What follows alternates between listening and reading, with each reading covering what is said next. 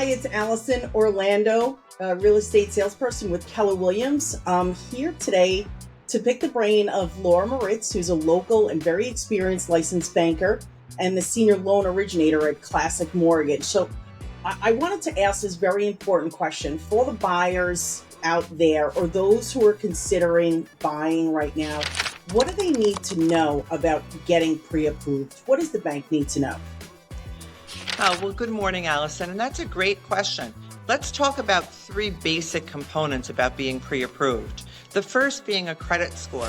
Many people have the misunderstanding that you have to have perfect credit to get a mortgage, and that's not true. Believe it or not, with a 580 score, you can qualify for an FHA mortgage. And Fannie Mae, they're looking for something like a 620 and above.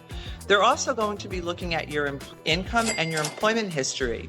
You need to have somewhat of a solid 2-year history. If you just graduated college, for example, that constitutes something in your work history, even though it's not a job, because you were working towards a goal of being employed.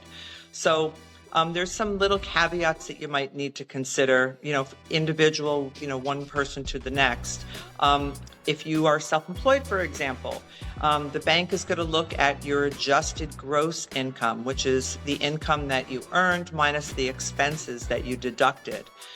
We do have some programs that don't look at your tax returns. They look at profit and loss, or sometimes even income or deposits into your bank statements. So you don't really have to qualify by the traditional standards at all times.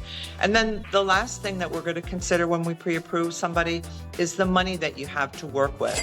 And this doesn't always have to be money that you have in the bank.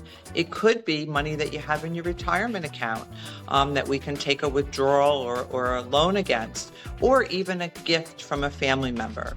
Those are the three basic components that we're going to be looking at when we pre-approve someone for a loan. I smiled at gift from a family member. Everyone loves that.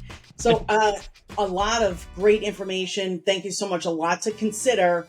And really the first step is speak to an experienced banker who can kind of navigate you through all of this. So Laura Moritz, I want to thank you so much for taking the time and bringing this information to myself and all the buyers out there.